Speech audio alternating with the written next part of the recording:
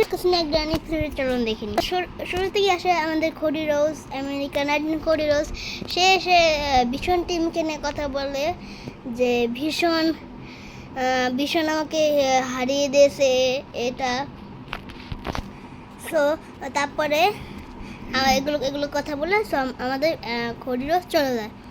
So back story দেখানো যায় যে কোডি রোজ জেকব ফাতুর সাথে দেখা করে।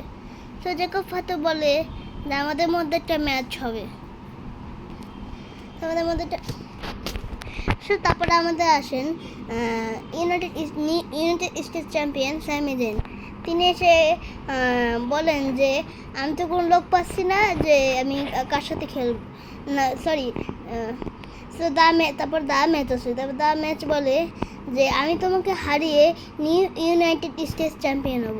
যখনই এই কথা বলতে যাবে তখনই ক্যামেলিও এসে ম্যাচকে অ্যাটাক করে, কারণ ম্যাচ ক্যামেলিওকে এক সপ্তাহ আগে অ্যাটাক করছিল। এর জন্যে তার প্রতিশোধ নিল ক্যামেলিও ম্যাচের উপর।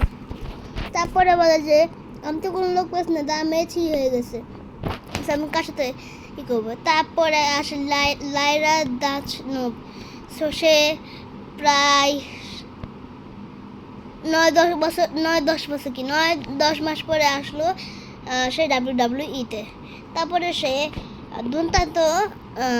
দুর্দান্ত খেলা খেলছিল।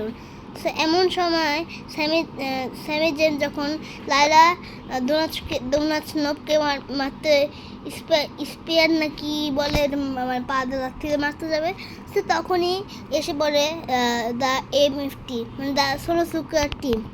তো সোলোসুকা দাঁড়িয়ে খেলা দাঁড়িয়ে স্যামি জেনকে দেখছিল। তারপরে চলে যায়। তারপরে লাইলা ড্যানোচ একটা স্যামি জেনকে করে পাঞ্চ মেরে 1, 2, 3 আমাদের ইউনাইটেড স্টেটস লাইলা ভ্যান নোব। সো তারপরে ব্যাক স্টোরি দেখা হয় যে জেকব আমি সকালে জানি যে লাস্ট উইকে ম্যাচ কনফার্ম করেছিল জেকব ফাতু আর ড্রু ম্যাকেন্টায়ারের মধ্যে। সো ড্রু ম্যাকেন্টায়ার এন্ট্রি করে সো যখন জেকব ফাতু ম্যাচ খেলতে আসবেন তখন ব্যাক স্টোরি দেখানো যায় কে যেন এসে জেকব ফাতুকে ভয়ঙ্কর আক্রমণ করেছে। অনেক দিনের জন্য জেকব ফাতু WWE বাইরে থাকবে।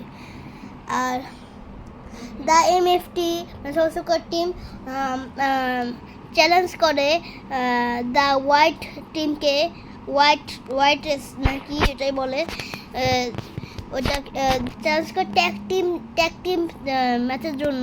নেক্সট স্ম্যাকডাউনে ওই ম্যাচ হবে, অফিসিয়ালি ওই ম্যাচ কনফার্ম করে দিয়েছে। সো